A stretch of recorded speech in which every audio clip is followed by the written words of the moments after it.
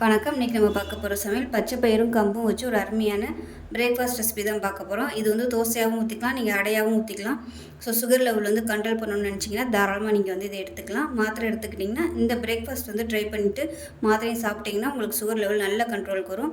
So அதுக்கு சூப்பரான சட்னி, வெங்காய சட்னி, ரொம்ப ஈஸியாக ஒரு நிமிஷத்தில் பண்ணக்கூடிய வெங்காய சட்னி. ஸோ வாங்க இது ரெண்டையும் எப்படி செய்யலாங்கிறத பார்க்கலாம். இப்போ பார்த்திங்கன்னா பச்சை பயிறு பெசரட்டு பண்ணுறதுக்கு 1 கப் அளவுக்கு பச்சை பயிறு எடுத்திருக்கேன். நல்லா ஒரு 8 மணி நேரம் ஊற வச்சுருக்கேன். அதே மாதிரி கம்பு, இது எந்த டம்ளரில் எடுக்கிறோமோ அதே டம்ளரில் 1 டம்ளர் அளவுக்கு கம்பு. இது ரெண்டையுமே நல்லா ஒரு 4-5 தடவை கழுவிட்டு நல்லா ஒரு 8 மணி நேரம் ஊற வச்சுருக்கேன். இது வந்து அரிசி வந்து 1/4 டம்ளர். எந்த டம்ளரில் எடுக்கிறோமோ அதே டம்ளரில் 1/4 டம்ளர் அளவுக்கு பச்சரிசி, புழுங்கல் அரிசி, எந்த அரிசி வேணாலும் சேர்த்துக்கலாம். இது வந்து கிறிஸ்பினஸ் வர்றதுக்கு, மொறுமொறுப்பு வர்றதுக்காக. அதனால் அரிசி வந்து இந்த அளவுக்கு சேர்த்தா போதும். இது வந்து சும்மா ஒரு 1 மணி நேரம் ஊறினா போதும் அரிசி. இது வந்து நீங்கள் காலையில் பண்ணுறீங்கன்னா நைட்டுக்கு வந்து நல்லா ஊற வச்சிடணும். நைட்டு ஃபுல்லாக ஊறட்டும். இப்போ இது எல்லாமே நல்லா ஊறிடுச்சு. இப்போ வந்து நம்ம எல்லாத்தையுமே மிக்ஸி ஜாரில் சேர்த்துக்கலாம். இது கூடவே பார்த்திங்கன்னா 1 டீஸ்பூன் போல் சீரகம், கொஞ்சமாக கொத்தமல்லி, 2 பச்சை மிளகா. காரம் வந்து எவ்வளோ தேவையோ அதுக்கு தகுந்த மாதிரி பச்சை மிளகா வந்து சேர்த்துக்கோங்க. இது கூடவே கொஞ்சமாக இஞ்சி, ஸோ ஒரு 5-6 பீஸ் வர மாதிரி இஞ்சி சேர்த்துக்கலாம்.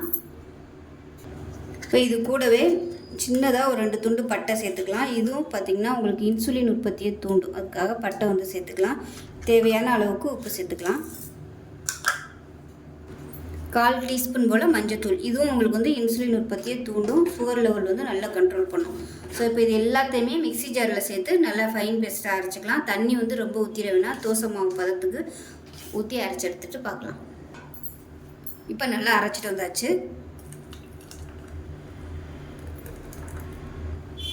இப்போ நமக்கு தோசை ஊற்றுறதுக்கு கரெக்டாக இருக்குது. நான் வந்து தண்ணி ஊற்றலை. ஒருவேளை உங்களுக்கு ரொம்ப தண்ணியாகிடுச்சு அப்படின்னு நினச்சிங்கன்னா அரிசி மாவு சேர்த்துக்கோங்க.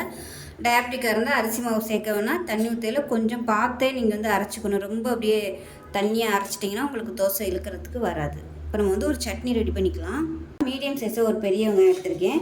இது வந்து காரத்துக்கு தகுந்த மாதிரி ஒரு 6லேருந்து 7 வரமிளகாய் எடுத்திருக்கேன். அதேமாதிரி தேவையான அளவுக்கு உப்பு, கொஞ்சம் சின்ன நெல்லிக்காய் சைஸுக்கு புளி சேர்த்துக்கலாம். அதே மாதிரி தேங்காய் பார்த்திங்கன்னா ஒரு 4 டேபிள் ஸ்பூன் வர மாதிரி தேங்காய். இப்போ இது எல்லாத்தையுமே மிக்ஸி ஜாரில் சேர்த்து நைஸாக அரைச்சிட்டு பார்க்கலாம். இப்போ நமக்கு சட்னி அருமையாக ரெடி ஆகிடுச்சு. பாருங்கள், சூப்பராக இருக்கும் வாசனையாக. இப்போ இதை ஒரு பவுலுக்கு மாற்றிக்கலாம். இப்போ பார்த்திங்கன்னா கடுகு, உளுந்து, கருவேப்பிலை, 2 வரமிளகாய் போட்டு தாளிச்சிருக்கேன். இப்போ இந்த சட்னியில் அப்படியே சேர்த்துக்கலாம். இப்போ தோசைகள் நல்லா காஞ்சிருச்சு. எண்ணெய் தடவிட்டு தோசையாக ஊற்றிக்கலாம். தோசையாவோ இல்லை அடையாவோ கூட நீங்கள் ஊற்றிக்கலாம். இது நல்லா இழுக்க வரும். ஏன்னா பாசிப்பருப்பில் வந்து வலுவழுப்பு தன்மை இருக்கிறதுனால நல்லா இழுக்க வரும்.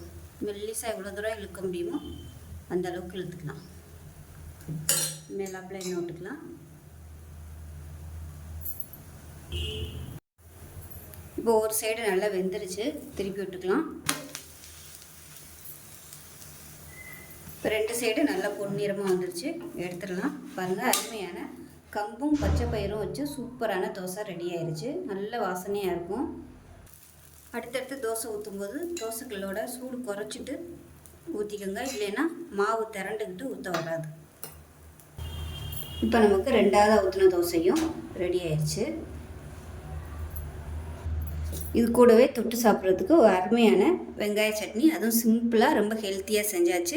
தேங்காய் சட்னி கூட நீங்கள் வச்சு சாப்பிட்டுக்கலாம். ஏன்னா இதில் வந்து நம்ம பருப்பு ஐட்டம் சேர்த்துருக்கிறதுனால பூண்டு சட்னி இந்த மாதிரி செஞ்சு சாப்பிட்டிங்கன்னா டேஸ்ட் நல்லா அட்டகாசமாக இருக்கும். தக்காளி சட்னி கூட நீங்கள் செஞ்சுக்கலாம், நல்லாயிருக்கும்.